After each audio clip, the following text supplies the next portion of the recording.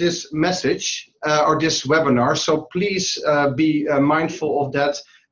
Quite a number of organizations have requested the audio of this webinar, and so please be mindful that we'll be recording it as from now on. Today, we are going to discuss Vision 2020. And there was quite a milestone in March of this year when the three executives of three leading organizations have signed an MOU, the Vision 2020 MOU, and from now on we will refer to them as MOU partners. This was Ted van der Put, Program Director of IDH, Melanie Rutten-Sulz, Executive Director of the 4C Association, and Roberio Silva, Executive Director of ICO. This was the moment when the MOU was signed, and that was a milestone moment because then actually these three partners could shake hands on a process that was going on for almost 2 years. And today we will share with you the progress that we have made and share with you the ideas on what Vision 2020 will be all about.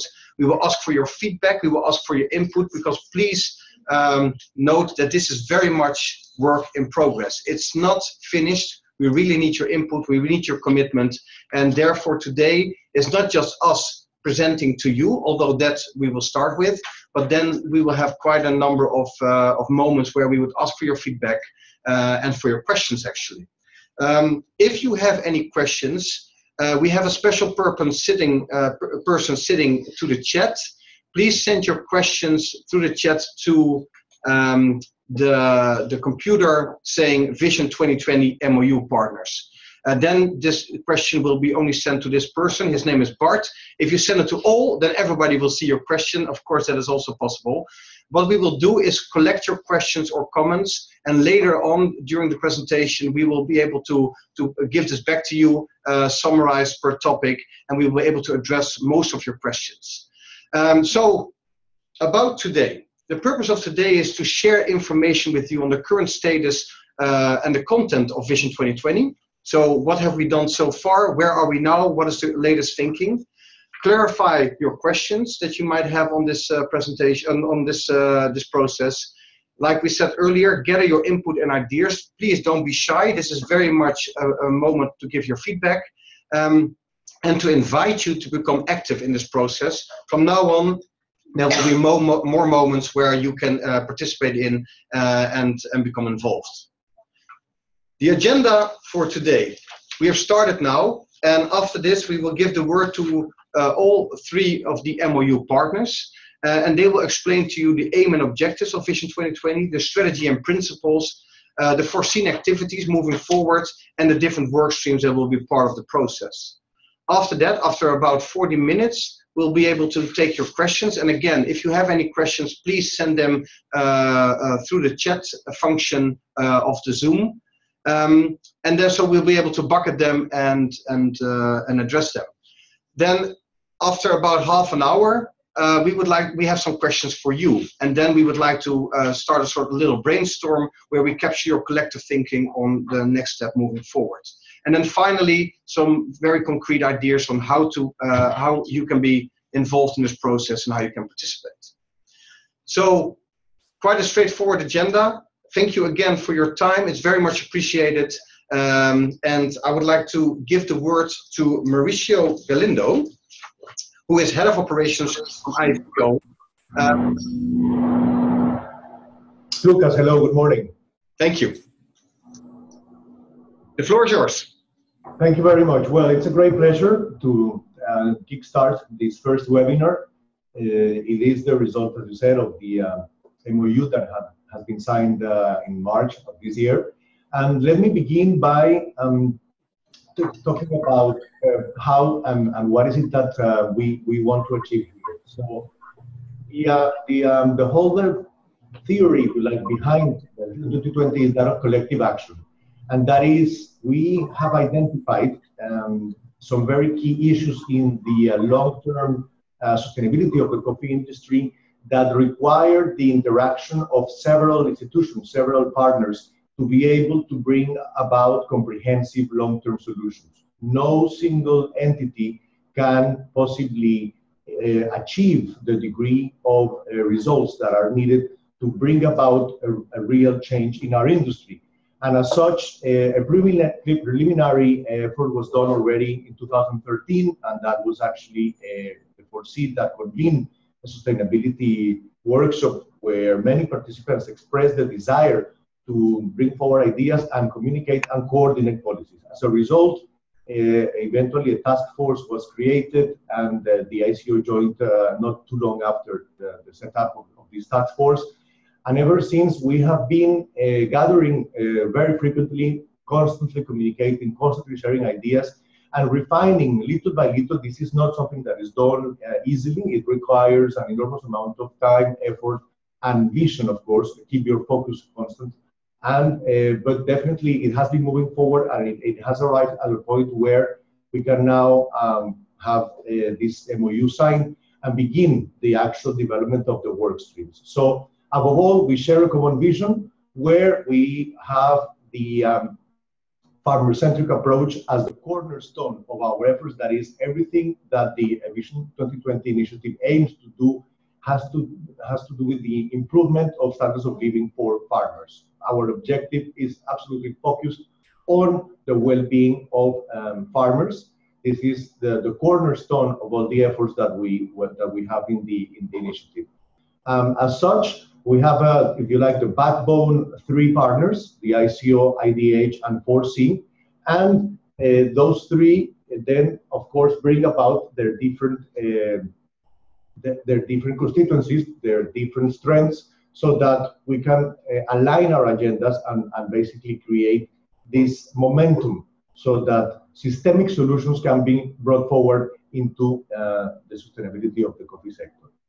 So what do we want? We want coordination. We want to have, because all of us are doing different things. Sustainability is at the core of the ICO, has been definitely was enshrined in the last International Coffee Agreement, and it goes without saying that it's the same for 4C and IDH.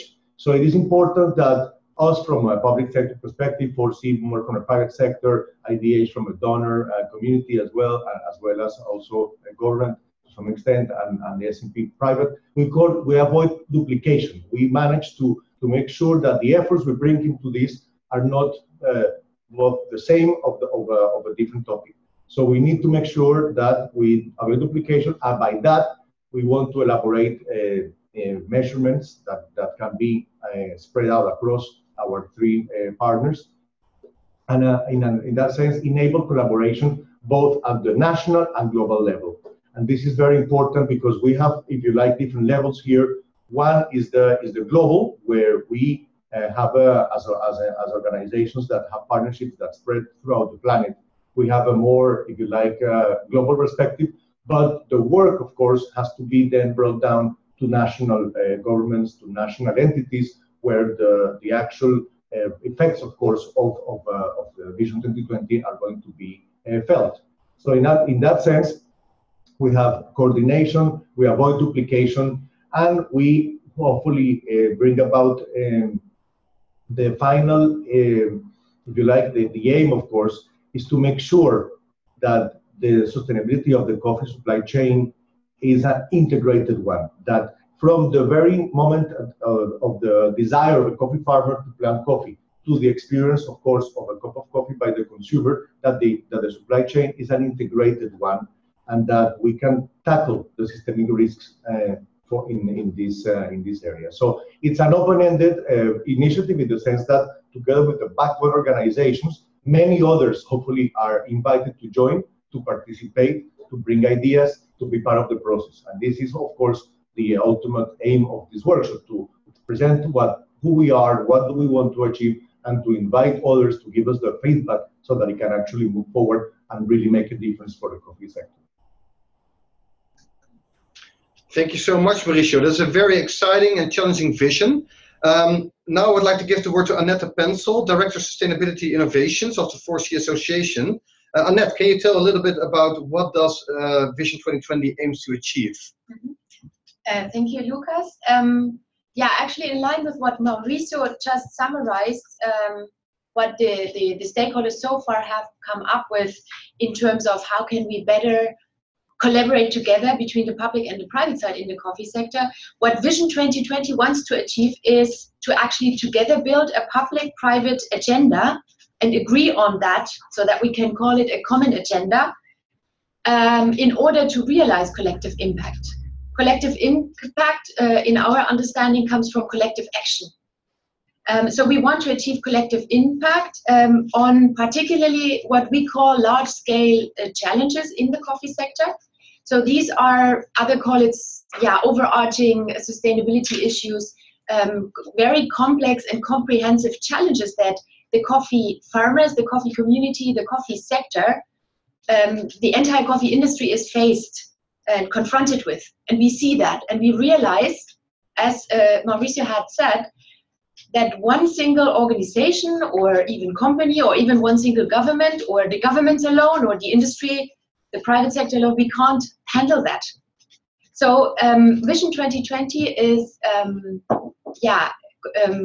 motivated by the fact that we see and understand and agree to work together in order to achieve a very long-term goal, which is the resilience and better livelihoods for coffee communities out there, and for that, in context of that, for the entire coffee sector as a whole. That's a very long-term, quite ambitious goal. That's our big vision. We want to see a thriving coffee sector. We want to make sure that coffee farming stays or increasingly becomes more attractive again for the young people in the coffee industry. We want to see coffee farmers going back to their farms, and more coffee farmers, more youngsters also joining the community there and having a decent income from coffee. We want to see happy consumers all over the world increasingly drinking more coffee and enjoying the pleasure of coffee. And of course, we want to make sure that for all the actors, for all the companies, for all the organizations in between that long value chain, that coffee is a good business. It's a thriving business. That's what we want to achieve. We have defined specific aims, and you see them under the roof on the slides. These specific aims are to enable social and environmental and economic benefits for farmers and their families and their workers by setting collective farm level goals. And on the other hand, in order to be able to achieve this cross-cutting issues, to align and where possible to increase the investments in sustainable coffee by coordinating and activating funding for the coffee sector. From different sides, be it from the private side, being from government side, being from the donor side, being from the investor side. What the Vision 2020 stakeholders have been also agreeing on is a couple of specific key principles which are supposed to guide the further development of Vision 2020. As it has been said before, Vision 2020 is not yet ready. We are all together in the process of thinking and aligning and trying to build this new collaboration framework. So the key principles to do that is to approach our common agenda in a farmer-centric manner. So the farmers should be in the center of the attention, in the center of strategies, in the center of implementation of these strategies. Additionally, there is need to commit to transformation. So it's not a very only short-term transactional approach that we are looking after, but we want to have a transformational focus in the collaboration and in the increased efficiency that we are looking after. Additionally, as said in the overall vision, the focus should be on identifying agenda issues that are addressing systemic issues, that are addressing large-scale complex challenges where this public-private collaboration is needed. We also agree to focus on non-competitive collaboration at that level. We very much appreciate competition and the drive that comes from that, particularly in the private sector.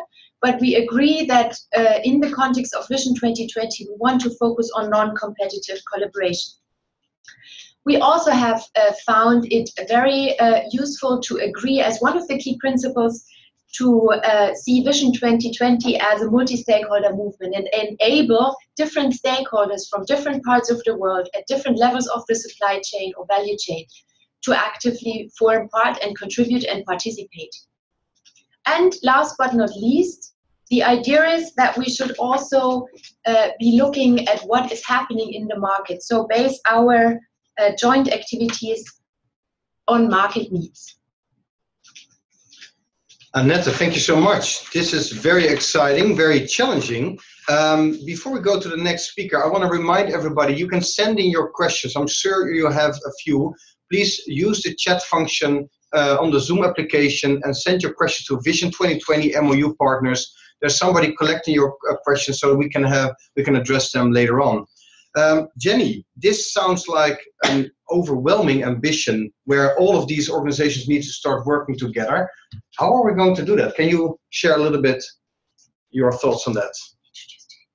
And Jenny, of course, who doesn't know Jenny? Jenny Kwan, Senior Program Manager from Coffee from IDH.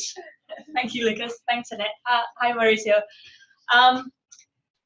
So, as everyone said so far, it's an ambitious goal, but we're all very excited to be working together. So, particularly from the ICO side, where they're members of the governments, how can they support their government members to better integrate sustainability into the sector and provide livelihoods for those growing the coffee and also exporting coffee on the ground?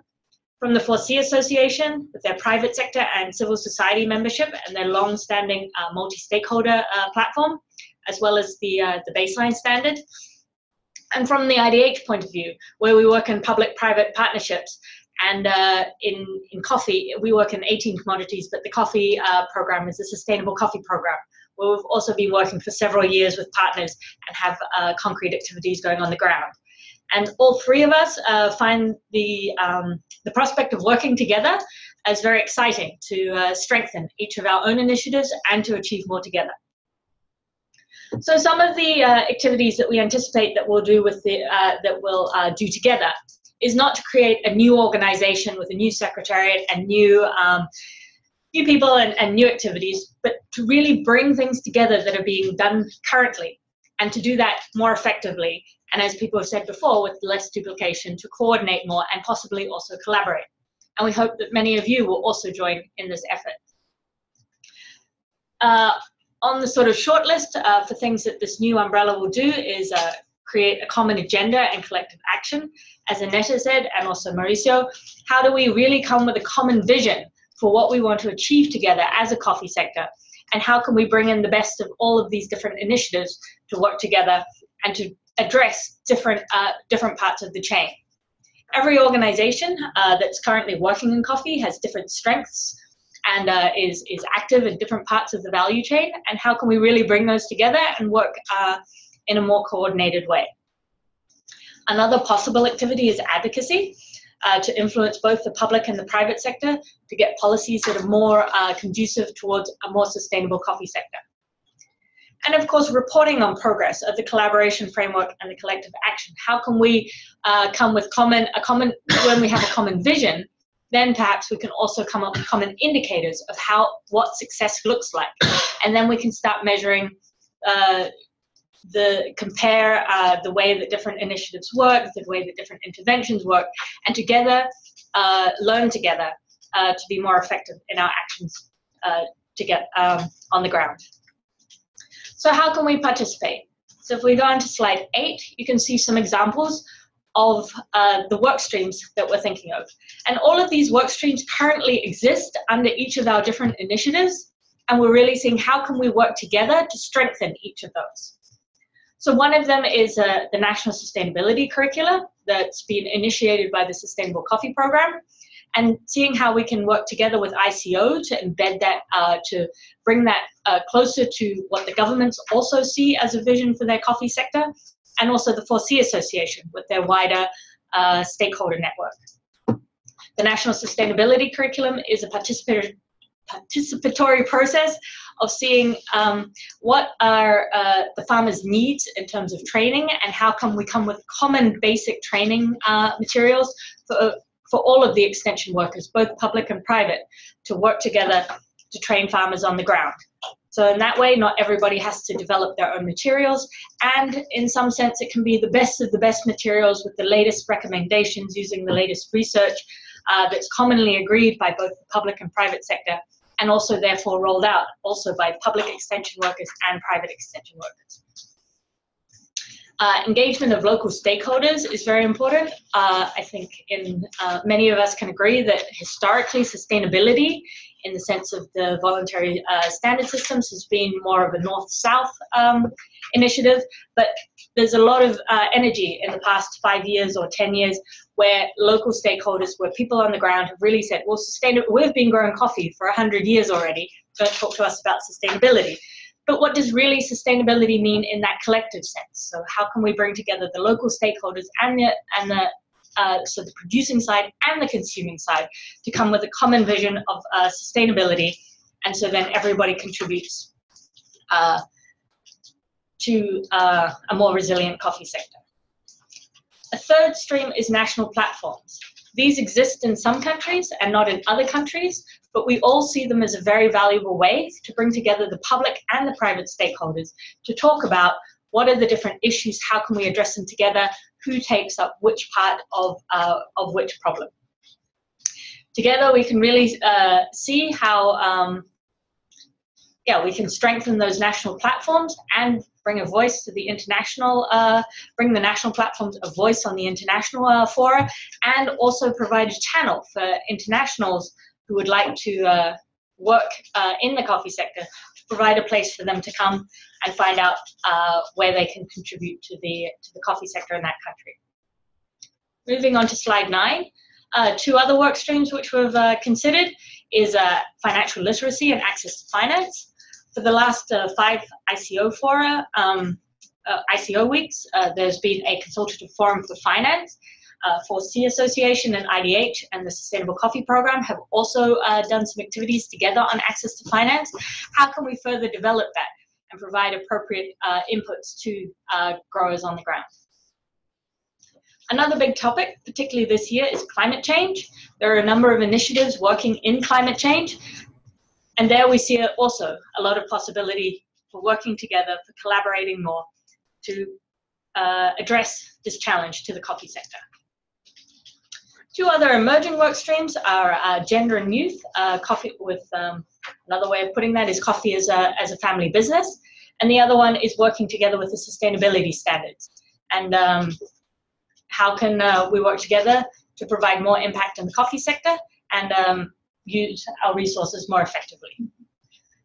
So those are the ideas that we've had so far, but as Lucas said at the beginning of this presentation, at the beginning of the webinar, this is very much an input stage. We're shaping the different work streams, and we'd appreciate your input into what would be the priorities. Where do you think we should focus first? Where would you like to contribute? And how and what other work streams would you like to work together on? Thank you so much, Jenny. It sounds like these 5 work streams that are already on your radar are very interesting and give an opportunity for a lot of stakeholders to be involved. And indeed, we will ask you later on in the presentation your feedback on what other ideas do you have for work streams or emerging topics that this Vision 2020 could convene on and articulate collective action. May I ask, are there already questions coming in? Yes, there are questions coming in, so very good. Please, if you have any, because I'm sure you have questions for the MOU partners, or please send them through the chat function on to Vision 2020 MOU partners, and we'll be collecting your questions and address them later on. Thank you so much. Moving on, this process has already been going on for about 2 years. Annette, can you tell me a little bit about the procedure so far? Thank you, Lucas. And actually, this is just the last 2 slides before we then want to engage with you. I can firmly imagine that your thinking is already going on quite a bit. So just to complete the information about how this process started and where we are right now, as we said, it's still a development process. So we are not yet there. We want to think along with you together. and that is will be the second part of this webinar. But as Mauricio, as Lucas have already mentioned, it all started with a workshop that was organized about 2 years ago by initially the 4C Association, thinking about the future role of the 4C Association with its members. But very soon it became very clear that if we talk about broader sector collaboration and public-private engagement needed at a local level, at a national level, and at a global level, if we wanted to get to collective impact, we need to very much broaden up the scope of actors and participants in that. So a small task force was created with a diverse number of members from the 4C Association, plus IDH, ICO, ITC, and Douwe-Egberts Master Blenders. You have all received that in the pre-reading slide, so I will rather keep this very short here. This task force has worked over the last 1.5, almost 2 years, quite intensively. As you can imagine, it's not easy to agree on even high-level, quite ambitious goals, and this is where we are right now. We would want to share what we have been able to agree so far with you. We look for your input, we look for your feedback, we look for your constructive criticism, and particularly we look for you who want to be part of that, who share the need for a bigger sector vision, who share the uneasiness about the lack of impact at scale in the coffee sector, despite of all the good work that is being done and that has already created change on the ground. Input from all of you who are committed to do more. So therefore, we will now, if you go to the next slide, which is 11, after this webinar, we will have another version of the webinar on the same content for the other part of this world this afternoon. So you will all receive the summary of your input, of the collective thinking that we will have been able to do during the next hour. One other milestone will be hopefully approval of the way forward of the 4C Association in this broader collaboration on Vision 2020 in its General Assembly early June. And then there will be, of course, further engagement needed with the governments, and it's ICO who is leading Vision 2020 on that side, with further private sector partners and donors, that is IDH and ICO together leading on that and supported by the other partners, and of course then also with more of our members on the side of the 4C Association. While we are talking and trying to build more cohesion for that common global approach, which at the end of the day needs to be effective at a very local level, we would want to contribute and to activate and to do more in our concrete work streams that Jenny had been summarizing just now for you. So we are very interested in listening to you if you think that's the right topics that we are addressing so far or what we should change. We are very interested in listening to you to see what should we perhaps change or further develop or further carve out with regard to this broader umbrella collaboration. And we definitely want to make sure that you can continue your participation. We are currently planning a workshop, an in-person workshop with hopefully most of you. Details to be confirmed, but we are looking at the fourth quarter of this year. And one possibility to actually listen more and participate more and join this Vision 2020 campaign will be during the first ever International Coffee Day that will be celebrated on the 1st October in the context of the Expo Milano in Italy. Mauricio will give us more information after the engagement part, and now we are looking forward to hear what you are saying, what your questions are. Before we get to that, exactly, I give back to Lucas. Thank you, Annette. Indeed, before we go to the moment where we would like to address your questions, we would like to hear from the MOU partners why this is great.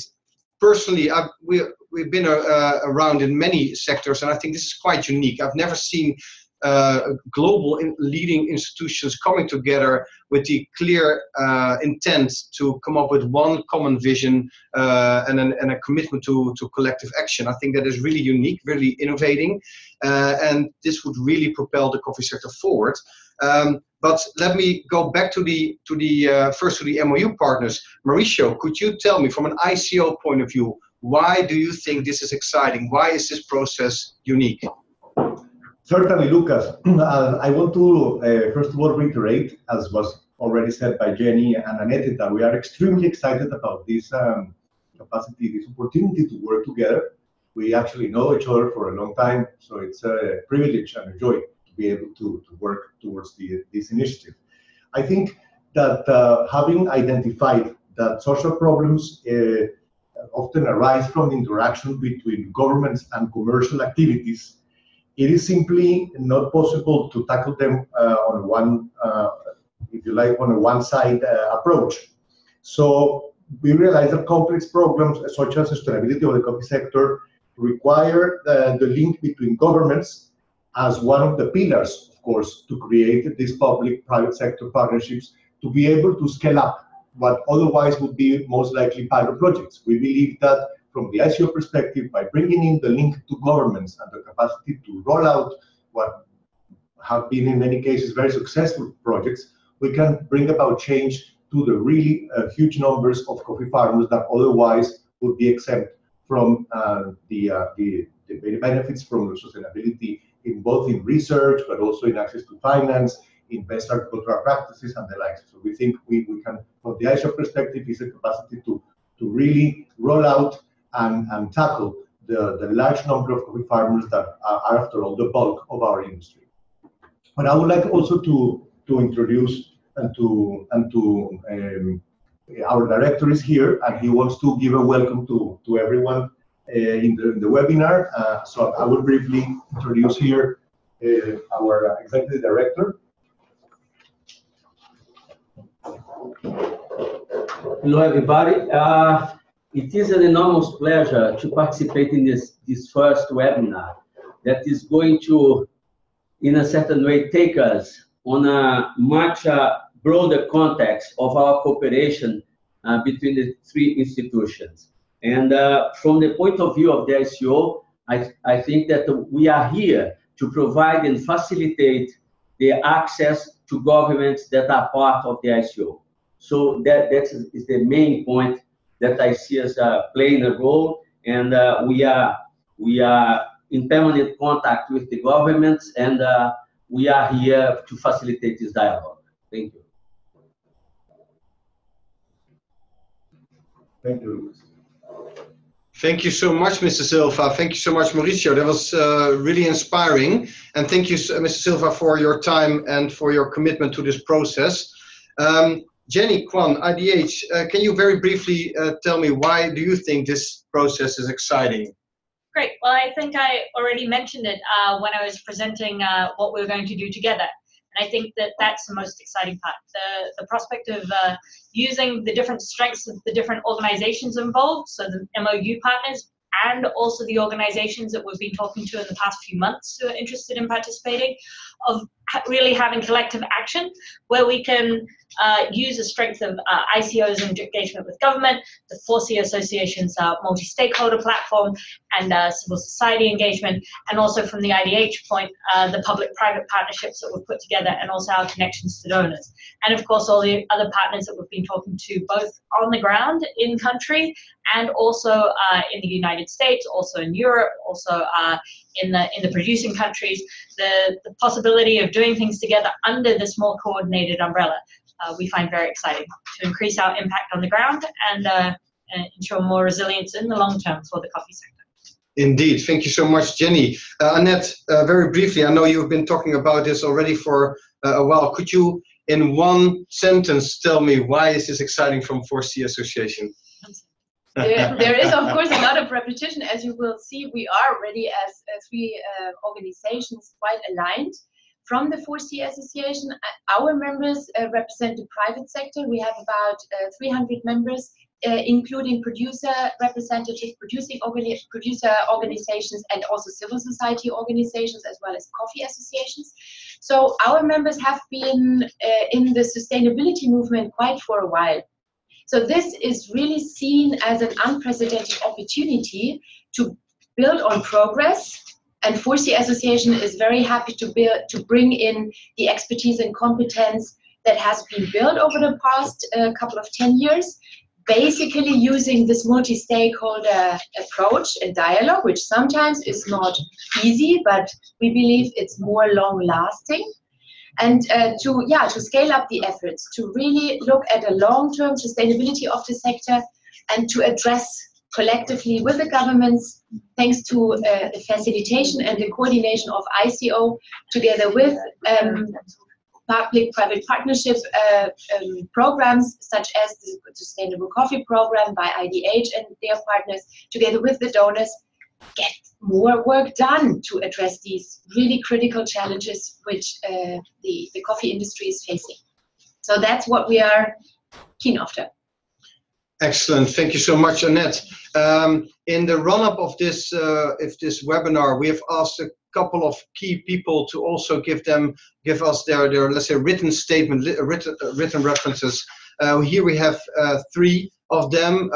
2 of them are not present during this webinar. They will be present at the webinar this afternoon. But one from Rick Reinhardt, Executive Director of the SCAA, who states, "What has become abundantly clear to me is that the challenges facing coffee are extraordinarily complex and endemic to smallholder agriculture. Knowing this has made it inconceivable that any one company, government, or institution can successfully address them. It is my heartfelt belief that only a widely adopted, sincerely supported, and thoughtfully constructed collaborative impact model will be up to the task, and this is my abiding interest in Vision 2020. I think that's a very clear statement. We have Stephanie Miltenberg from DEMP on the line, and Stephanie, you're going to be muted now. Could you please give us your statement personally? You want me to read it out again, Lucas? Or do it in your own words, Stephanie. No, it's clear, I think, from what has been said before, that we are definitely not starting from scratch. And we, as a coffee roaster, have been participating and investing in the IDH Sustainability Coffee Program as from the start. Good progress has been made. We're not yet there. It's a journey. We all know that.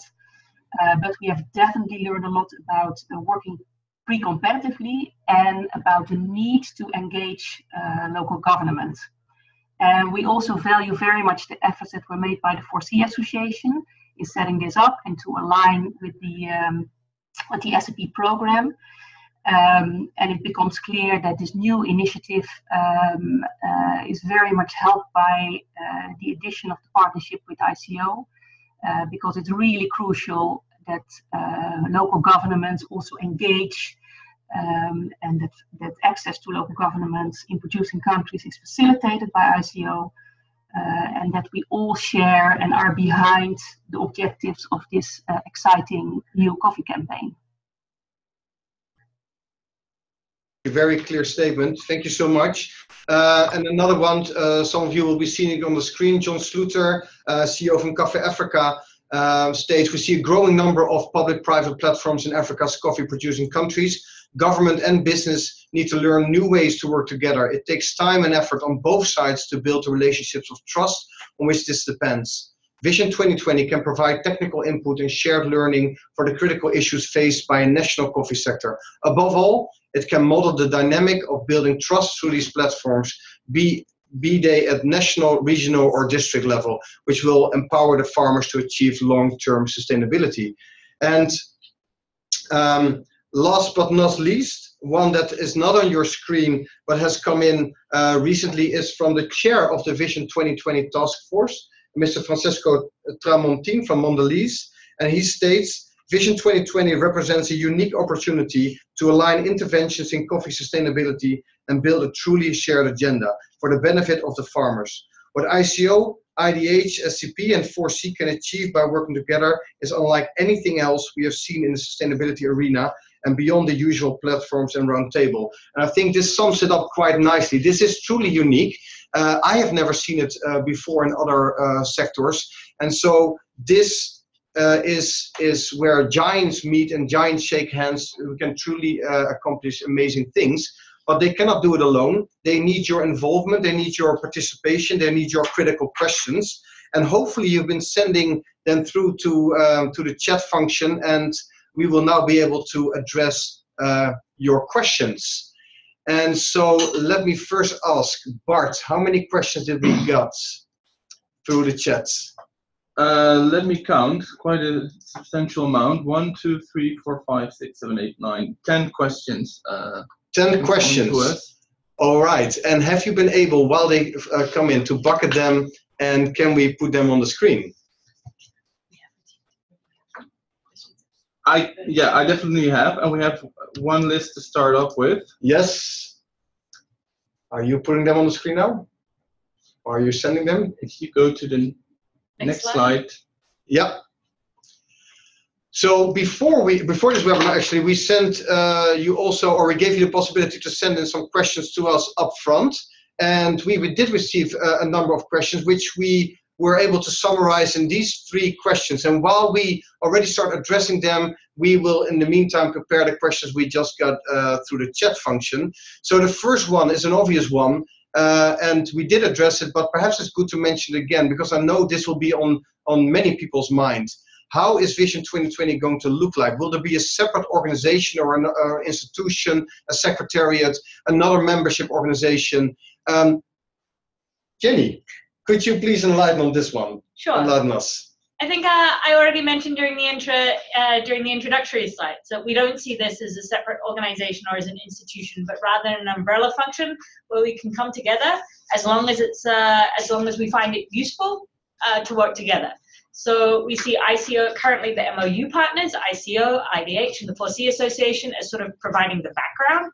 So part of my time, part of Annetta's time, part of Mauricio's time, and other people in our organization to maybe organize the agenda or organize the workshop or talk to various people. But in the end, we're going to be doing it all together. And whoever's, for example, is interested in the national sustainability work stream, or interested in the platform work stream, or interested in the gender or the climate work streams, these are the people who are really going to be doing the work that's necessary.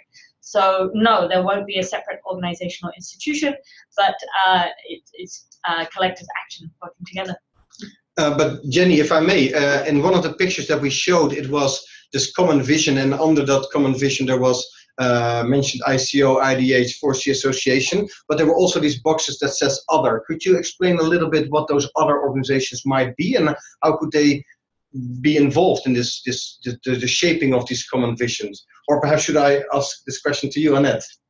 Thank you. I'm happy to take up this question. So it's 2 questions actually. So how can others participate? As Jenny said, and I think it was quite clear in the concrete examples of what we call work streams, there are actually already quite a number of other organizations, and some of them who are you out there listening and sharing with us, you have been already part of that journey. So it's not that we start now from point 0 and from there on we build a new organization, as Jenny said. It's the big idea here is to align, to agree on what would be like the common vision, which needs to be done still at, for instance, a national level or alongside different topical work streams. So what do we do about helping farmers to confront themselves better in view of changing climate? So to increase the resilience with regard to climate changes, that's a big question, and probably we don't know the answers, but there are several initiatives and several of you out there who have been starting to look into that. So what we are committing to as MOU partners is to facilitate, based on our broad outreach. If we just look at the sheer potential outreach based on our collective membership or stakeholders in our networks, there is a bit of an outreach possible. So we are committing to work together to organize what is going on, to bring the active partners, organizations, initiatives together and then to see if we can at least avoid duplication, but perhaps even agree together with the producer representatives, with the governments, with the private sector representatives, with donors, on what to do next in a more aligned manner. So basically everybody can participate who is active in coffee and who has a stake in coffee and who is interested in a thriving coffee sector going forward. Now, how concretely this will work in every single country, we don't yet know. We have to start somewhere. We have been starting. We are inviting now you to become part of that and also to highlight where perhaps any of you can take the lead. And we are able then, as the three backbone organizations, as we see ICOs, IDHs and 4C associations role in a virtual secretariat for the moment, we are able to follow up on that and bring the agenda and the activities together. Excellent, thank you so much, Annette. Mauricio, can you tell me what will success look like when this is working, when this is functioning and we have the workstream? How do we know that we are accomplishing anything? Certainly, Lucas. Well, the beauty of this initiative, as has been already stated, is that, of course, we are building on the strengths of each other. So, for instance, in the work streams, we identified what is it that we're doing and what is it that we are doing tackling already, say, the same problem from different angles. It could be access to finance or climate change. So what success would look like? Well, certainly, we want to see greater progress in terms of farmers being able to adapt and mitigate climate change. We would like to be able to bring forward with much greater emphasis the possibilities that remain there to access finance in climate change. We think resources are available, so one already indicator of success would be a much higher capacity to obtain funding for climate change strategies in the coffee sector, and that is something we have already identified as a very tangible and real possibility. That would be one.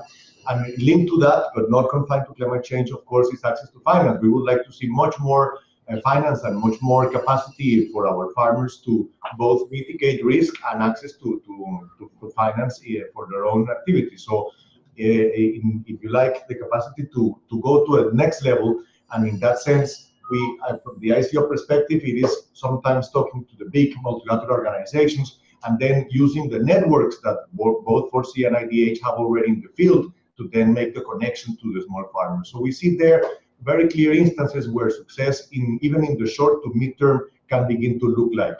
So it is a question of course, as has been said by both Annette and Jenny, this is something that is just taking shape.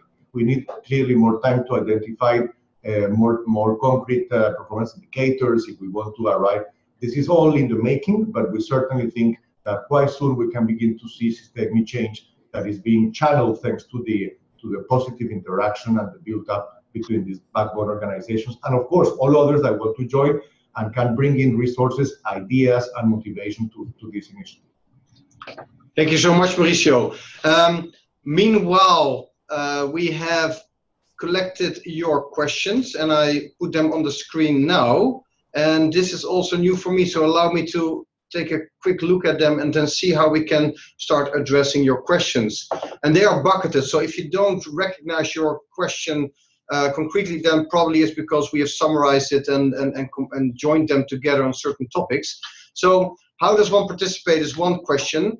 So there are a number of national coffee sectors already working, public and private sectors together in an effort to make the sector more sustainable. How can these national initiatives collectively participate in the Vision 2020 agenda globally? Yes, that is an obvious one. Annette, I believe you already touched upon it quickly, but perhaps can you readdress them again? There's so much going on already. How do we not reinvent the wheel? How we are not going to competition or fragmentation, but actually bring them in and start to find the synergies between the programs? So thank you very much, and thank you for the good question, actually. That's indeed true, and that is what had triggered initially also the need or our idea from the very early workshop 2 years ago, that there is so much going on, but how can we make sure that we create, with all the money, with all the effort, with all the time that organizations and people are putting into the different activities, how can we create more impact? So that's where we started from. So we don't have necessarily all the answers already pre-prepared, but what in the discussion became very clear is that actually what we believe needs to be happening at a global level, that different stakeholders, key stakeholders from the public side, so governments and government agencies, and also donors, and from the private sector side, from farmers, starting with the farmers and all along the supply chain, including then also investors and private donors, need to somehow get together to agree on what is the common vision. So at a global level, that the perfect place for that is, of course, as Mauricio and Mr. Silva already said, is the ICO, where this dialogue has been facilitated already. So that is where we think we could actually leverage and use better what we have in terms of a forum that is already in place.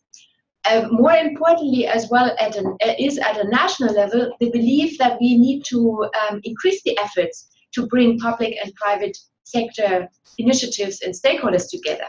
Because there's so much going on at a national level that is not even known at times to other national stakeholders. So what we think is there needs to be coordination and a dialogue between public and private side at a national level, perhaps even at a local level, where the voice of the farmer, where the interest of the farmer is recognized and respected, and where not everybody needs to do everything, where the different stakeholders can then agree on a joint common vision and agenda for themselves. We can't predict that.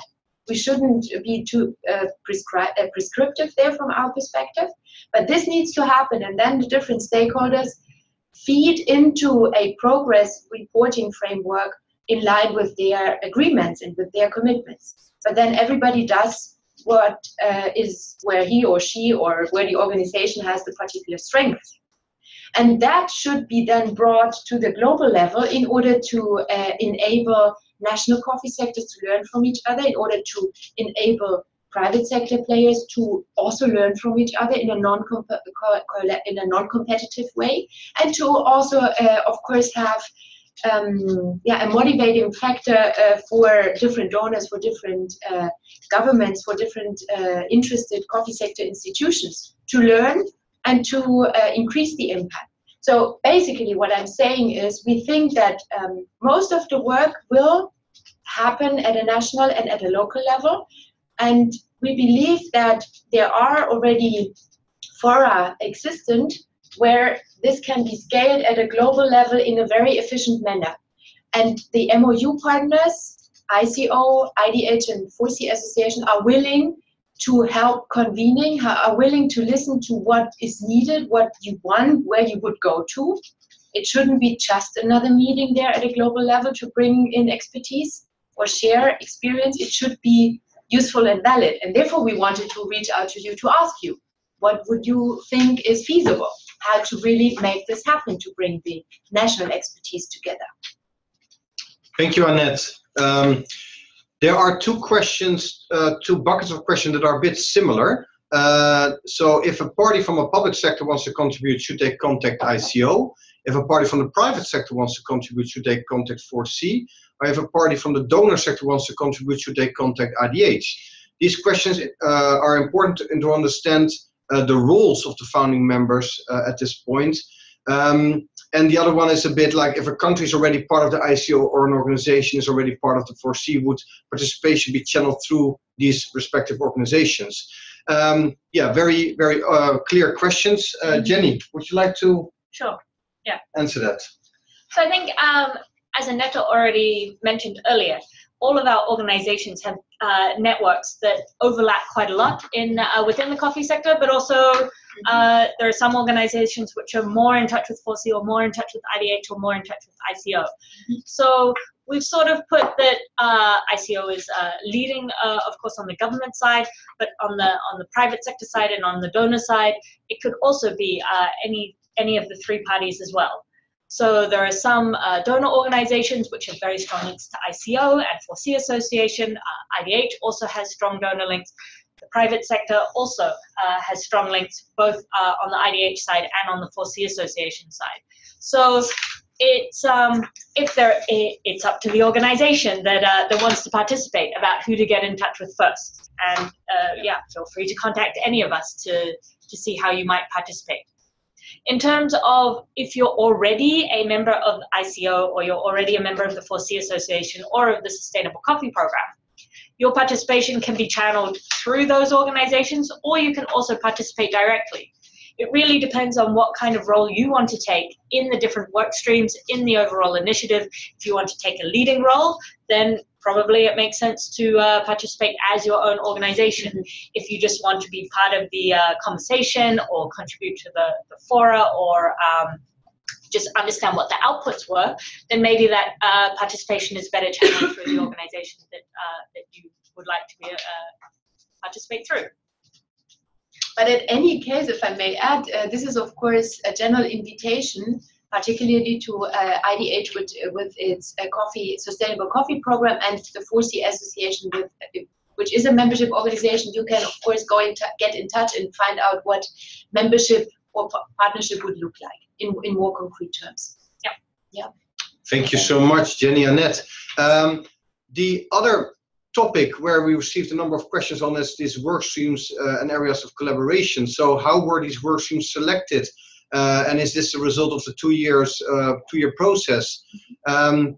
And one in particular, but I will separate that one. How does this Vision 2020 relate to the 4C standard? But first, Mauricio, could you help us out on these questions? How were these work streams selected? And who has done that? And are they still up for change? Certainly, Lucas. Well, I think clearly they come from the work that each one of the 3 backbone organizations had already been doing for a number of years in some cases. So we start with what we do already and what we know and what we're good at, and that in a way those work streams impose themselves simply by the fact of say, where are we now, where have we been working, where our emphasis has been on. And of course, as we move forward, as we identify new issues, as we realize that we can combine our strengths to better achieve change and this idea of collective impact to be realized in a more tangible way, of course, they are up for change and they are up for implementation, and new work streams will certainly be identified. But I think most clearly they started from the work each one of us had already started doing. But it is very exciting that in a rather short time, we have already seen instances where they have combined and we have achieved already very interesting results. And I think we can refer to the workshop we did in Kenya recently, where the expertise that the ICO in partnership with the World Bank in putting together a company of case studies was used to launch a workshop on access to finance for farmers in Africa. So I think that already is one example of how work streams that belong to all 3 are being combined and are being utilized to bring about much greater impact. Thank you so much, Mauricio. But we have this other question still pending here is, how does the Vision 2020 actually relate to the 4C standards? Annette, I guess you are the person to answer that one. Yeah. Thank you very much for this question, and that's a very valid question because many of you might associate 4C Association first and foremost with the 4C entry-level standard and its verification system. And it's true that 4C Association with its multi-stakeholder membership actually came together initially to define what should be a basic level of sustainability practices for the general coffee sector. That was like 10 years ago. And many of you will remember that conversation, which was a multi-stakeholder dialogue process, pretty much similar to what we are having here in Vision 2020. But the focus at that time was the definition of this entry-level standard, which is operational and is being used in many parts of the world. And farmers are benefiting from that, and industry is benefiting from that. And increasingly, I may say, governments are getting interested in benchmarking their own standards against this baseline. So how does that relate to Vision 2020 is the question. 4C Association, as many of you might know, has not only the mandate from its members to work and to operate this baseline standard and verification system and regularly revise it, which just has happened actually. But the mandate of the 4C Association is also to work with the other sustainability standards, and they are members, and some of them are participating here in our conversation, and also to address what we call systemic or landscape issues.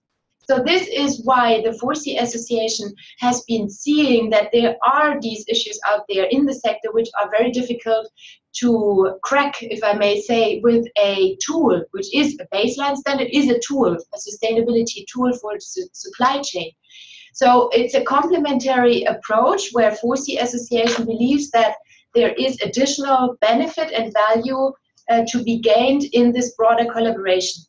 It is using the same basic membership, covering many parts of the world and many different parts of the value chain already, but to not only operate the entry-level standard, but to also broaden up the collaboration with governments, with donors, with other private and public partners to address in a complementary manner the bigger sector issues.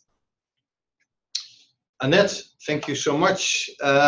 In the meanwhile, we're still receiving some questions, actually very interesting ones. So let me read them out loud and then see who of the panel would like to address them.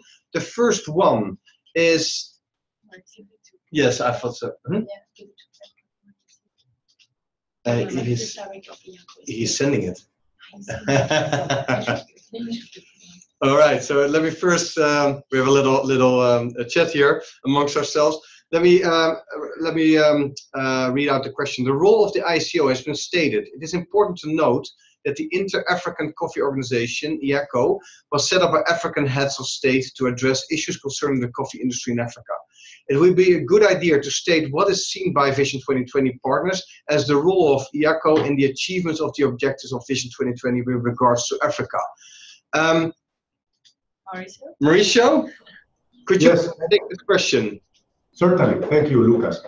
Well, I think it's a key role, absolutely. I'm very glad actually that this question was asked, because in as much as something, an entity as IACO that obviously was created by African governments to address coffee in the continent, it's our very close and very close partner here at the ICO. We have a long history, we had a very strong friendship with IACO. So clearly, the interaction with IACO, the very constant communication and the capacity to push forward the agenda through IACO is vital for the success of an initiative such as Vision 2020.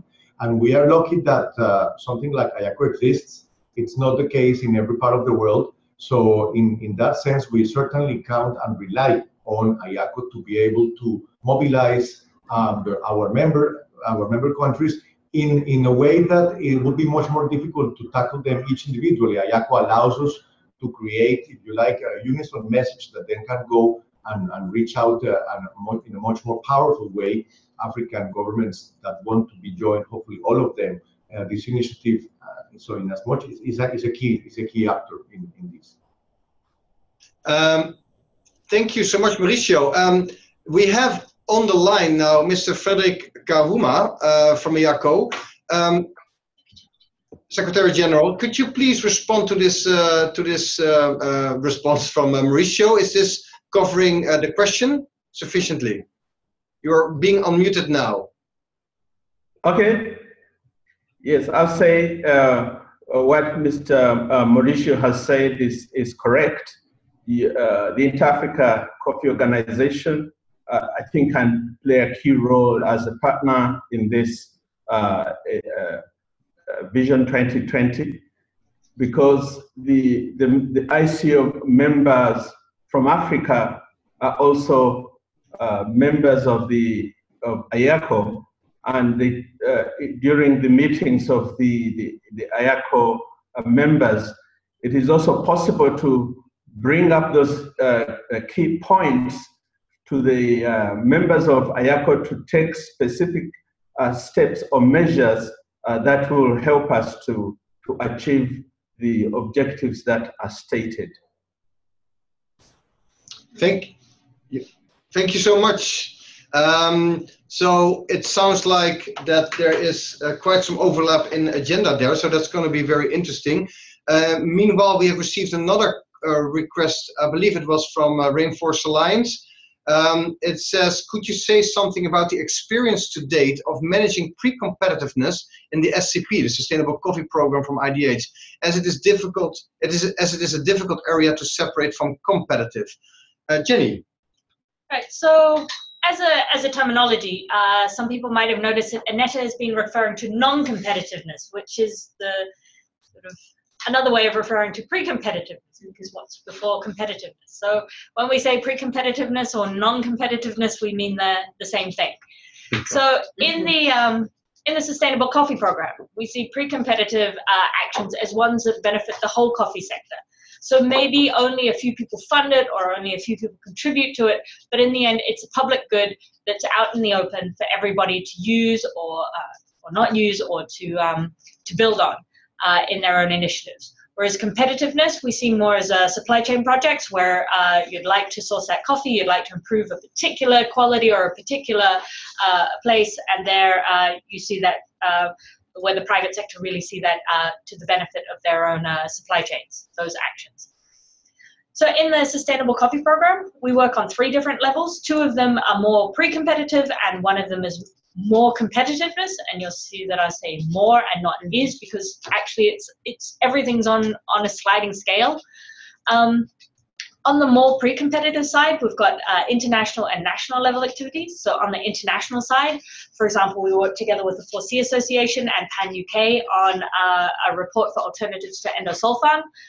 We've also published together with HEBOS and AgroProFocus a toolkit for sustainable coffee farming as a family business that's got a number of case studies and a facilitated toolkit for gender and youth inclusiveness in training sessions. We've also been contributing to the Coffee and Climate Initiative being run by the Neumann Stiftung and also contributed to by a number of other partners. And all of those initiatives produce reports or goods or toolkits that are for the benefit of the wider coffee sector as a whole.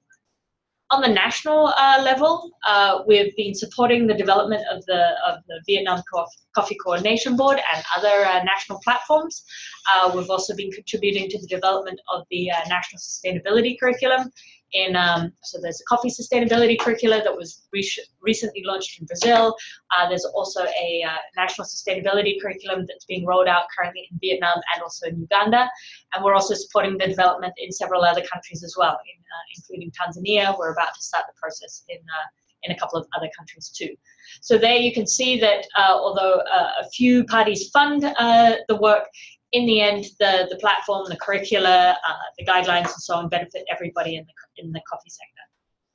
On the more competitive side, we've also issued our 4th call for proposals for field level projects. You can find details on the website, www.sustainablecoffeeprogram.com. And there it's more competitive. So there we're asking for calls for proposals for more for supply chain projects where people would like to work with a particular group of farmers to train them or to provide them with access to inputs or do other activities. But they're working with a particular supply chain partners. I hope that clarifies. Right, Jenny, thank you so much. And indeed, that is a very interesting question in many different topics and many different sectors. This discussion about non-competitive or pre-competitive and competitive is now going on. And how do you separate the two? So, Edward, thank you so much for your question. But was this actually a good answer? Could you please reply? You're being unmuted now. Hi, everybody. Yes, thank you. I just wanted to make the point that obviously there is some experience to build on as you try and build this Vision 2020. So thank you. Thank you so much for your question, Edward. And so this, I think, covers the questions that we received from you. I thought they were pretty good, right on. Thank you so much for this involvement and engagement. And now we have a couple of questions for you. And we'd like to do it slightly different now. And please bear with us as we're trying to manage the technology with about 50 or 60 people online as we speak. We have a couple of questions for you. And as soon as I will introduce them in a minute. And my question to you would, please raise your hand if you would like to respond. You are all unmuted for obvious reasons of background noise. But if you raise your hand, then we will unmute you and you have an opportunity to respond to the questions. So we have identified, let's say, 3 main topics of questions that we would like to discuss with you. As we said from the beginning, this is work in progress. We would very, very much like to have your feedback, your input, your guidance actually on this Vision 2020 process as it is shaping up today. And so the first one, your general feedback. What do you think about this whole Vision 2020 process? Which aspects of this are most important or most critical or most relevant for you and your work?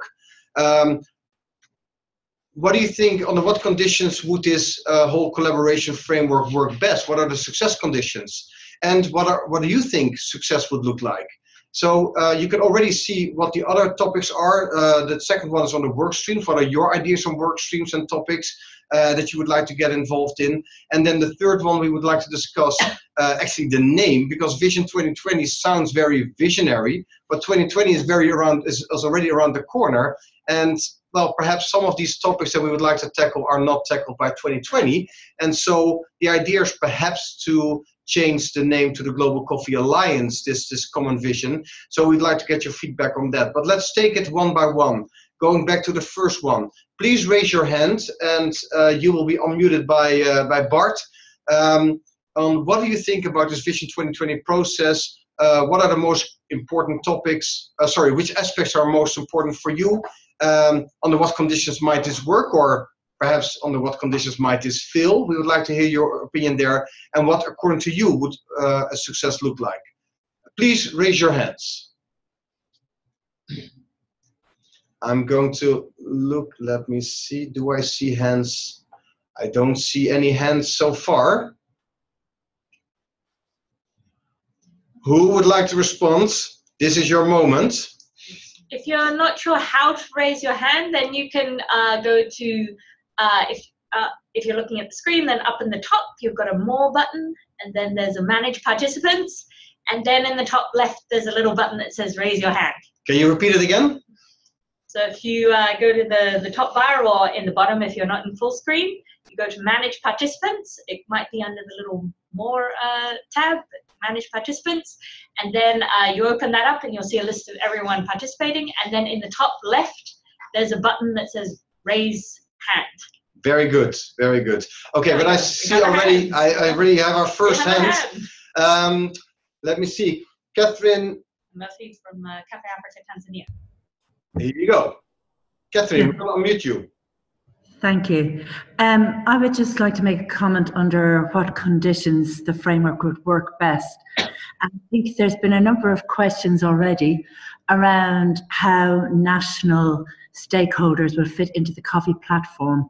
And as I see it, I see that there's a sort of a tendency that ICO will manage some of the government interaction, and then IDH and 4C would manage private sector dialogue. But I would suggest that there would be helpful to have a place where national coffee sectors, both the public and private, and what they've managed to collectively work on together, should be able to feed into that dialogue as an entity.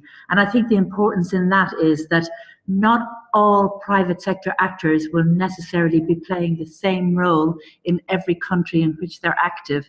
And if we're able to somehow build on the dynamic and the collaboration that's been managed to achieve in an individual country, I think it would be good to be able to share that globally, but to share that collectively. Thank you so much. Your question clearly resonates here at the table because people are nodding their heads. Annette, you're very actively nodding your head. Would you like to respond? Yeah, actually it was more a comment, Catherine, and thank you for that one. We totally agree here. Definitely we have also good experiences already that we can work with and showcase, for example, the experiences managed or facilitated actually by Cafe Africa, the national stakeholder platform, coffee platform in Uganda, that Cafe Africa has been facilitating as a neutral player over the last couple of years, is a very successful example of ours. So if I understand your comment correctly, so what you're suggesting is that actually, yes, have more of those national platforms to encourage or enable, provide a space for public-private dialogue at a national level. And this is exactly what we feel is necessary. And then bring that in a coordinated manner also to the global level, to perhaps not all the coffee nations at the same time, but in a coordinated process, allowing for becoming vocal at a global level, and to learn and inspire perhaps other countries where this is more difficult to be kicked off. So that's exactly in our thinking. So therefore, thank you very much for our for your comment on that one. Thank you, Mauricio. This also sounds like a question that you would like to respond to. Thank you, Lucas. This is, I repeat, Annette, is actually a really good question. The ICO, of course, the members of the ICO are governments. However, the ICO has also a network of national coffee associations around the world that are represented here at the PSCB, the Private Sector Consultative Board. So in that sense, we do maintain and engage regularly with all these different coffee associations in Asia, Africa, and Latin America, and we see them as also key partners in being able to, on the one hand, gather information that allows us to know what is happening in the field and what are the concerns and how to tackle really the key issues in the coffee sector of a country, but also to bring forward our own message, to be able to mobilize, if you like, resources and knowledge and action in those countries. So it's a two-way process. And we certainly count on them, and we think that engaging with those national coffee associations, whatever the name, because it changes, of course, from country to country, is vital to the success of the initiative. So I fully agree with Annette. It has been already, we already identified it as one of the key partners for us to move forward, and that we hope that they become more and more active in bringing forward their own ideas and their own views as to how to make this a successful initiative. Thank you, Mauricio. And in fact, Jenny, you also wanted to say something. Just something brief, completely agreeing with both Mauricio and Annette. But right now, a lot of different organizations have been working in coffee and coffee sustainability for many years now. And the idea of working together is building on the strengths of the different organizations. So the idea is not like, oh, we're the MOU partners and we'll take over all of the different networks and all of the different relationships and guide everybody. It really is seeing, okay, who has experience there? It's this partner who's local on the ground. Who has experience there? It's that organization that's international, that's based in that particular country. So really seeing how we can build on the strength of everybody and not needing to reinvent the wheel of rebuilding the relationships, building trust, building materials, building experience. Seeing really together, how can we move forward together more quickly and in a better way. Thank you so much, Catherine. That was clearly a very good question. Thank you so much. And we have another hand from Mr. Carlos Brendo. We're going to unmute you. Yes, Carlos. Okay, good morning, everybody. It's a pleasure to be here with you. I have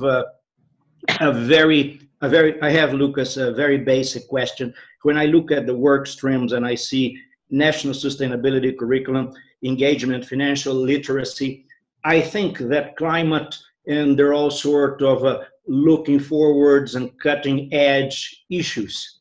But I miss one very basic issue that's sort of included in all of them, but should be stressed, which is productivity. And if you look at the fact that together Brazil and Vietnam have only 25% of the area planted with coffee in the world, but together they account for 50% of production. And that in these two countries, productivity yields are about 25 bags per hectare, which leaves the rest of the world with under 10 bags per hectare. You have an old issue there that I believe is not properly addressed. And you might say, this is simply an agronomic problem. It's technology. This is if you look within farm gate. But a lot of the problem is beyond farm gate, because you have sometimes a farmer that has high productivity and his neighbor has very low productivity. And his neighbor could easily copy what the other one is doing if he had access to things that have to be arranged outside farm gate. So this is something I would like to bring up for people to consider. Thank you very much. Yeah, Carlos, that is an excellent point. So this goes already a little bit into the second point about the work streams. Why is productivity not there? It sounds like an obvious one. Yeah. Annette? So it's thank you very much, Carlos, for your very sharp analysis, and it is inherent. So it is in our understanding perhaps mostly included in what we refer to when we say national sustainability practices, good agricultural practices and more, but interpreted and prioritized at a national level in that very inclusive process. But you are right. So we have been nodding here as well, so that productivity certainly should be highlighted beyond the two countries that you have been mentioning. There is an immense possibility to improve the income for farmers, and there are indeed, it's not only within farm gate activities that have to change. There are systemic challenges addressed to the very low productivity. Right. Yeah. Carlos, thank you so much, and also thank you for getting up so early to participate in this. Let me see. I have another hand. Yes, Mr. Frederick Kawuma. My apologies. You are muted now. Yes, please. Okay. Thank you very much. I've really appreciated the discussion this morning. I just want to follow on to what Carlos has stated, because I think for us in Africa, the greatest challenge that we face is productivity. The yields that our farmers are talking about are extremely low, and a farmer is really absolutely uncompetitive here in Africa. And when we talk of sustainability, it's a dream. It's a dream, and we need to identify what are the issues that need to be dealt with here, and also the issues in the value chain. The coffee value chain in Africa presents many challenges for beyond the farm gate, and the cost of operation in the value chain is greatly increased because of the inefficiencies in this value chain, and we've got to find a way that we address this. I know at the intergovernmental level, these issues need to be addressed, but sometimes it goes beyond the coffee discussions, and it's something that needs to go into the regional economic community level, or perhaps even the African Union meetings, where the policymakers are made to make specific commitments to address these constraints. So I think looking at the efficiency of the coffee industry in Africa, there are many aspects that we need to bring into the discussion and see how we can address those in order to achieve efficiency and sustainability of the sector. Thank you. Thank you. Is there anybody who would like to respond? No? It's absolutely, and I think so. Everybody here at this table agrees, and clearly perhaps the topic should be either higher on the agenda or more recognizable on the agenda, and also use the words that resonates with everybody. And it sounds like productivity, if you really want to crack it, it has to do with inputs with agricultural, agronomical practices, technology, education, infrastructure, policies. And so it is clearly a topic that lends itself very well for this PPP kind of collaboration. So thank you so much for emphasizing that. And we have another hand, Surendra Kotecha, please. You're being muted now. Good afternoon, everybody. I was earlier when Annette raised the matter of the public and private institutions working together to find out the needs of the farmers. This is a very important aspect of the whole coffee development, in my opinion, and the outreach that we achieve to the farmers. And I think Carlos has recently, and Fred have put forward this idea that really it's a lot that goes on outside which helps the farmers, and we need to find out what it is that the farmers need. And the needs are different in different regions. For instance, as in Africa, it's different. The point I was trying to make was maybe our alliance or the vision could assist, because I see in many areas in the world a certain divide, more in some areas than others, between the approach or the model that the private sector has and what the public sector has.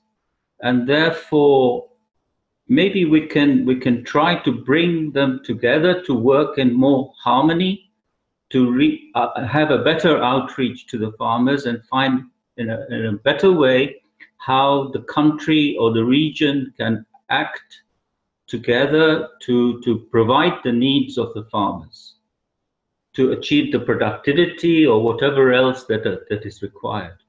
That was my point. Thank you so much. Yeah, I think this is an approach that we've started in the Sustainable Coffee Program around the national platforms and the national sustainability curricula, and that we really look forward to strengthening with our new partners, particularly from the ICO and the 4C Association.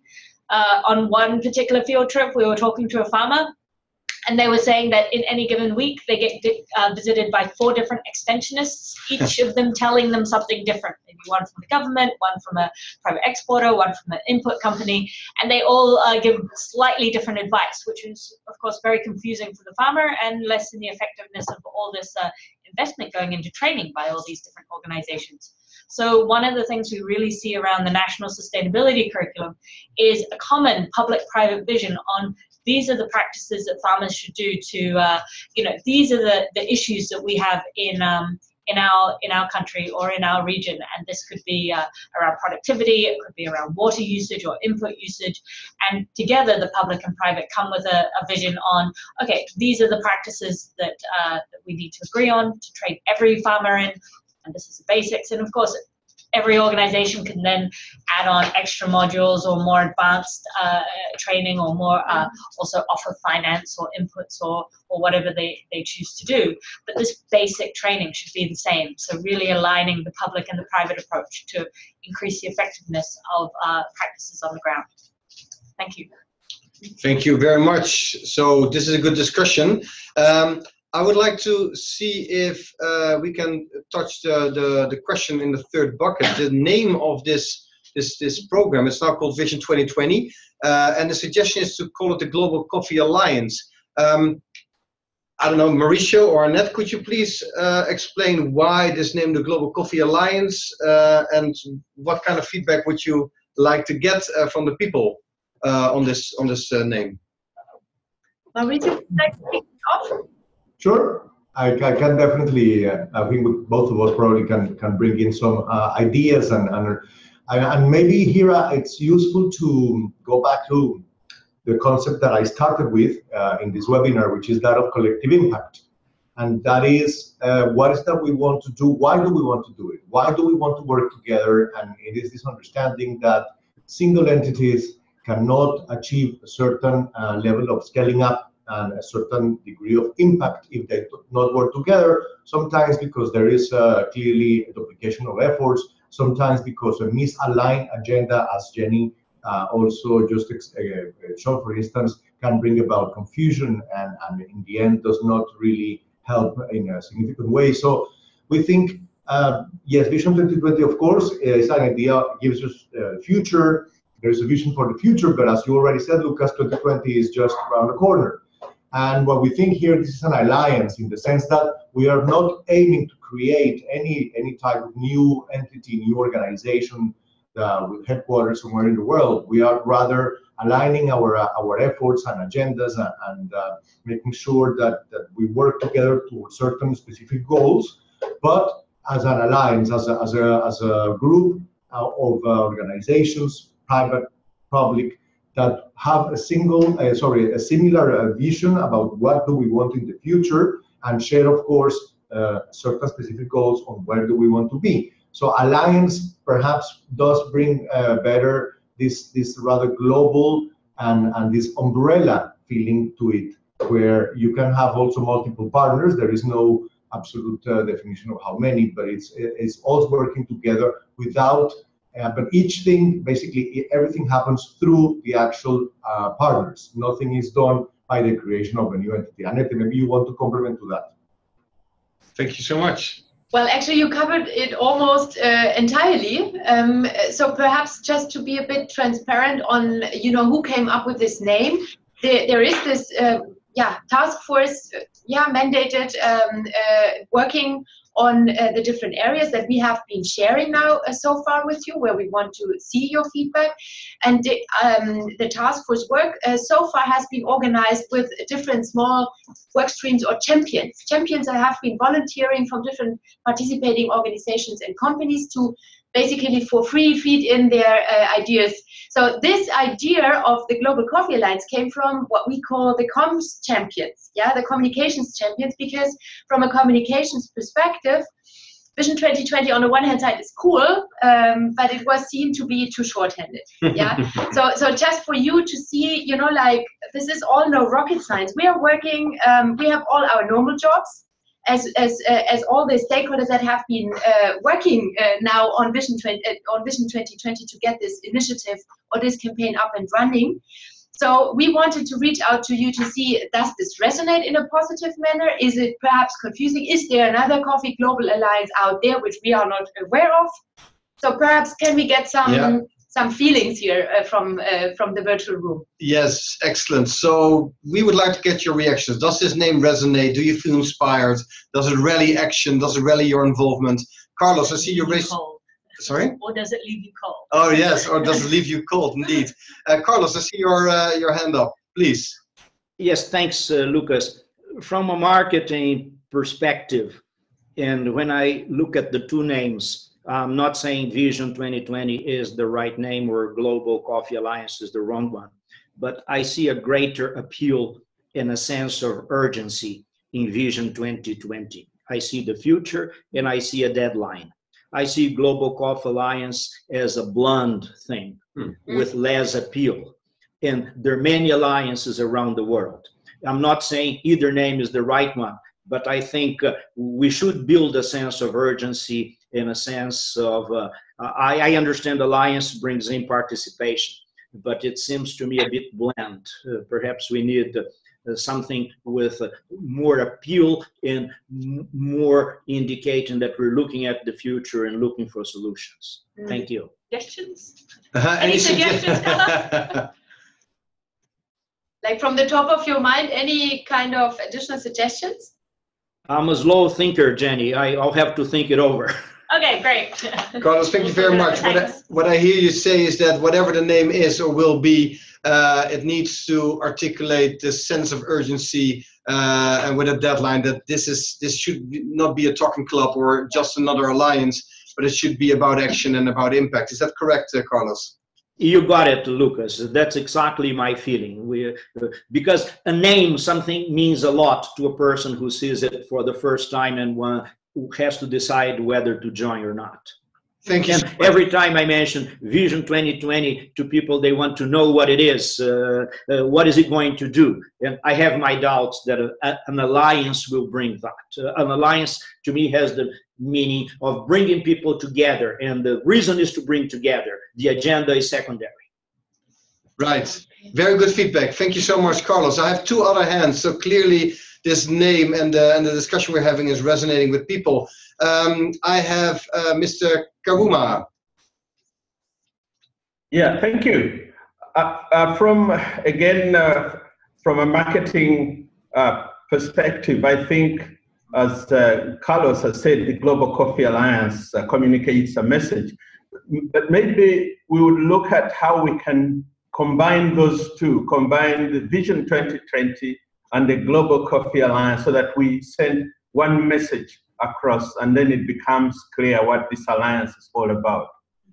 Thank you. That's a very practical one, and that feedback that you're giving us will also be given back to the comms champions, as Annette has explained it. But this is very useful feedback. Thank you so much. Surendra. In fact, at first I raised my hand and I put it down again, because all I wanted to say was I fully agree with Carlos. But then I thought of another idea when we asked for a name, and I think we should stick to Vision 2020.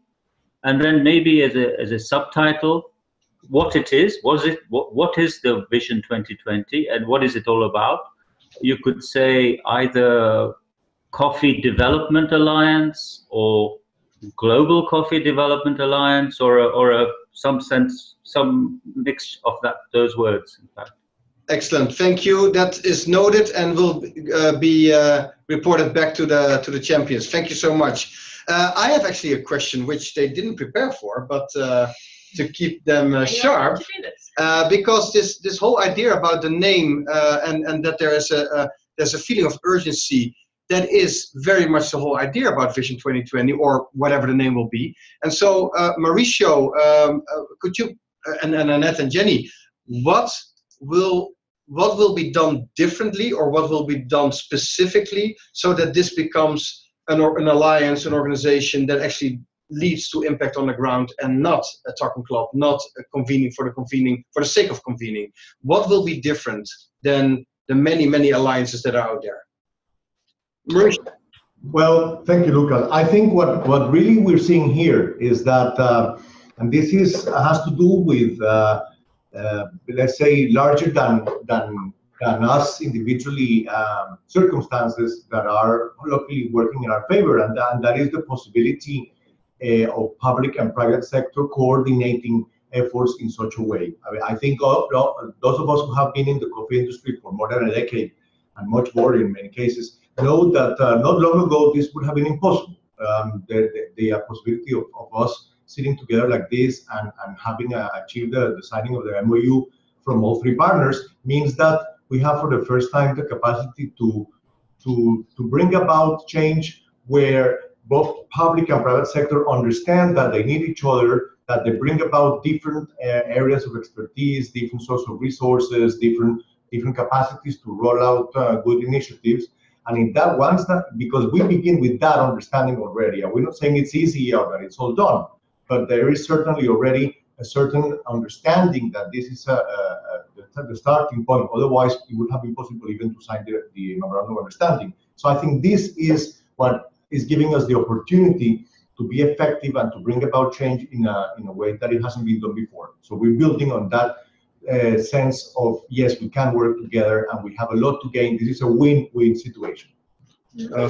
Thank you, Mauricio, very clear. And Annette, what does this mean, that Vision 2020 will not just identify themes or work streams or topics, but at some point even might go to, we are about collective action, collective impact, but then also have collective KPIs or objectives, saying this is what we will achieve together, to make it very actionable with a timeline even. And I'm building on the suggestion that Carlos made, that Vision 2020 gives that feeling of urgency.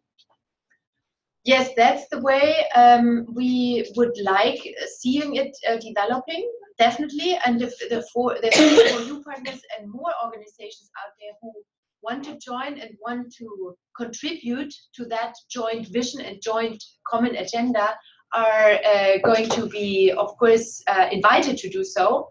So for me, it really starts with this getting close together and identifying the need to work together and the opportunity there, and then to get the hands dirty, basically, on a very high level in terms of planning to agree on a common agenda, which will not be easy, which needs time and which needs leadership, which needs a lot of activities that have to be made available, or a lot of capacities that have to be made available in different regards. But as Mauricio said, the fact that we have this MOU signed and the three signing organizations are behind that great potential is already encouraging.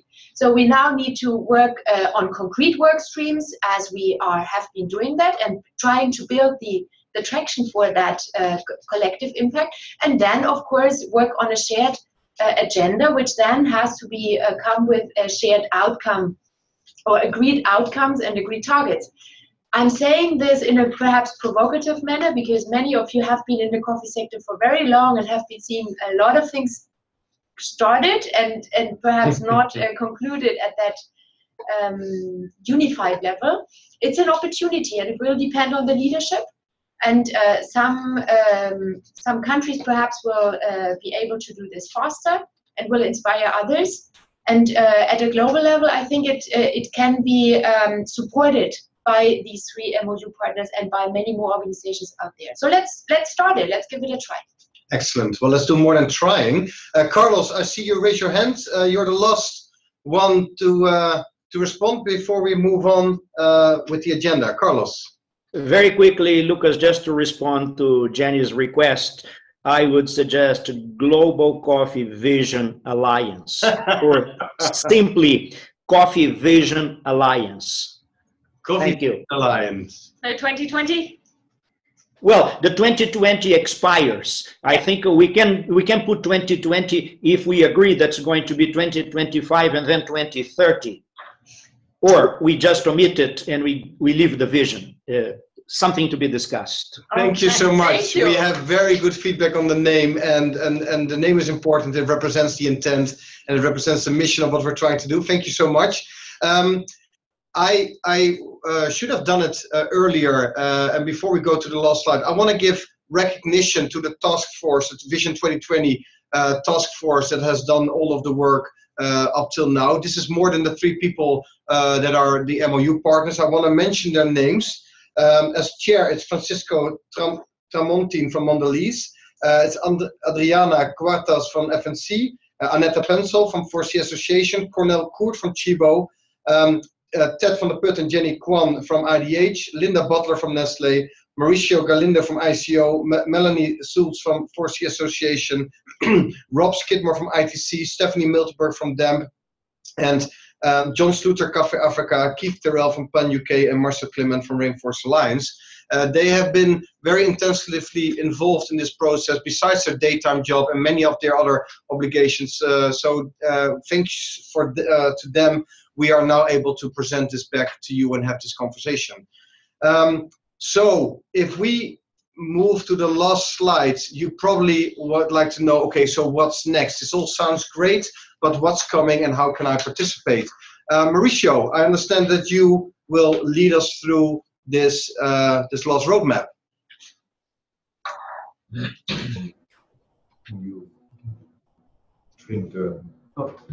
Mauricio? Yes, thank you, Lucas. So basically, as you said, we have already identified some next steps. So what is happening? There are a number of events happening this year. First of all, as has been already said, if you want to know more, if you want to get in touch, there is absolutely no reason why, of course, only governments can reach out to the ICO or private sector can reach out to 4C or donors. There's the 3 of us. You have our emails there. We are always more than happy to receive feedback and comments. So this is the first point. It's very important. Of course, Annette has been putting a huge amount of work into organizing and to helping us move this forward. I have to say publicly here, thank you so much. You really have been instrumental in making this happen. But all 3 of us really are devoting a good amount of time and energy. So we welcome your comments, feedback, ideas. So what is happening then? What are the upcoming workstream workshops? So which areas that have not been yet developed, we think we can move forward? Well, one is certainly the topic of gender and youth. All 3 organizations have identified as gender and youth a very, very key area of work for the coffee industry now and in the future, of course. Certainly at the ICO, we have included now in our project evaluation a gender component, and we all know how important it is to make sure that we have young coffee farmers in the future. Otherwise, there won't be coffee coming anymore. So we think that we're already in the very early stages of planning a potentially workshop or together. Details will be certainly released in the near future, where we could also basically looking at the theory of change. Where are we? What do we want to know that we don't know yet, and how do we go about? The ICO already has been involved. Last year we participated in Women and Coffee organized by DILI. Obviously IDH has already done some work. So I think there we can also then bring our strengths together and move it forward. Same goes with climate change. The ICO has been working on a climate change and coffee position paper since last year. We have been postponing our official launch of the document because our members actually have wanted to contribute to it even more. So we are waiting a bit more to have it finalized, but we will certainly submit a position paper with the official position of the ICO to leading to the Paris event in December, the UNFCCC event in December. So that's another area where, by including the expertise that we are hoping to understand that and the work that has already been done by others, such as Coffee and Climate, we can roll out and in the national sustainability curriculum and in the activities of the 4C as well. So climate change is another key area where we welcome everyone's engagement. We recognize that at the national level, there is excellent research being done. And in that sense, once again, this is one more instance where liaising with national coffee associations and research centers is of key importance, because the last thing we want to do is to duplicate efforts and not to actually, this is about sharing, understanding, and moving forward. It's no one's desire to monopolize it, on the contrary. So we welcome that. Now, we also think that after these webinars and a moment of reflection, it would be good to have an actual workshop where people could meet physically and debate and really perhaps feel even more get a greater ownership of the initiative. The date for such workshop has yet to be decided, but I could say it is going to be in the last quarter of this year. Once again, this will depend on the feedback we receive and on the circumstances of what happens in the next few months. But we think it's important to get everyone together in one place under one roof to be able to debate this to a greater extent. And then finally, it's very important also, I would like to highlight at the end of September, beginning of October, we will have the International Coffee Council and the first Global Coffee Forum. The Global Coffee Forum will take 2 days.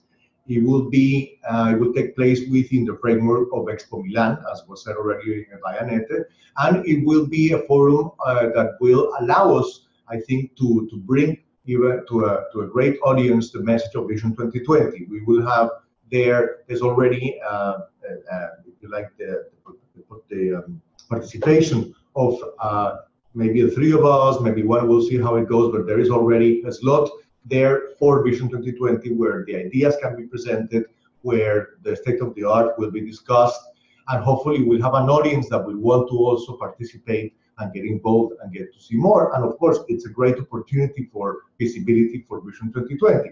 This is going to be all linked as well to the celebration of the first International Coffee Day on the 1st of October. So we have a very exciting year ahead of us where we can make use of these different events and platforms to bring forward the message and to really galvanize support and hopefully motivation behind the initiative. So there's all these different moments or these different events where people can get involved, where we think there is a capacity to bring it to the next level and to build on what's been done already. Mauricio, thank you so much. There's quite an agenda coming up, and I want to emphasize one thing that was perhaps not clear, is that we will share the outcomes, the report of both webinars, this one but also the one this afternoon, to you all, so you have an official document with your comments and with what has been presented so far. And that is the agenda for this year.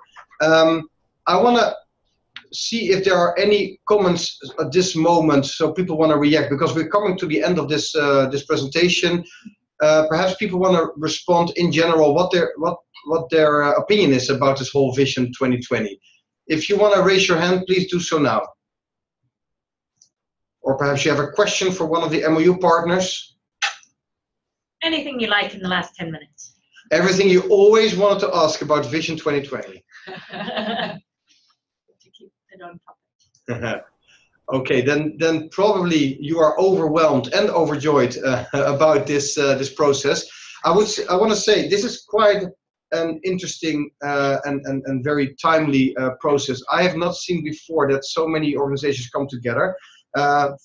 Imagine that next year or end of this year, next year, there is a common agenda in the making where every one of you can participate. There's alignment on topics, there's alignment on strategy, on how to tackle these things. It's translated to national strategies. It's taken up by local PPP structures, perhaps even a common framework how to measure progress. Donors can align to this. This is quite an exciting process, and I really think that with your help, if we are successful in building this, it could really help the sector to become future-proof. And I think that's in the end what we're all concerned about. I want to give the last word to the MOU partners. What are your final thoughts, final remarks perhaps, final wishes to the audience? Annette. Thank you for joining us here. We look very much forward to receiving additional thoughts, perhaps after some digesting of this very packed information kit. Please do contact us, please be in touch, and we look forward to seeing you latest at the first ever International Coffee Day, or the workshop for further planning and more concrete action and alignment then in the fourth quarter of this year. Thank you very much. Thank you, Annette. Jenny? Yeah, so I agree with Annette. Thanks very much for joining us today, and thanks for your input. Annette said, please be in touch with us with any input or thoughts on what you've heard today so far, what we've talked about in other cases, but also something you're really excited about, input you want to give us, priorities that you have. You say, no, this topic is the one that we have to address now. Even more important than even more important. Or, for example, if anyone has an idea on productivity that they would like to lead, they say, okay, we've already got this in the making, let's make it bigger and more impactful, let's do this together, please be in touch, and let's see how we can start activating this alliance towards action on the ground. Excellent. Mauricio. Thank you, Lucas. Well, once I would like to join my colleagues here from London, in my case, to thank you everyone for participating in this webinar, to encourage all of you to come forward with ideas, questions, suggestions for us to make it better, more transformative, and to really make sure that everything we do is definitely going to translate into better, more sustainable, and better income for small farmers. For farmers in general, but particularly, of course, and I think Carlos high productivity is going to be a cornerstone of how we're going to move forward in terms of bringing about the message that we're going to deliver here. So thank you very much to everyone. All right, so thank you everybody for your time. It's really appreciated. We know how busy you are, and it also shows the importance of sustainability for the coffee sector. This topic is very much alive, and there's clearly interest in moving this forward. Thank you so much. You will be receiving a report from us soon with the outtakes of these webinars. Thank you for your lively engagement and your discussions and your questions, and we're looking forward to welcome you another time. Thank you, and we'll now be ending the call. Thank you.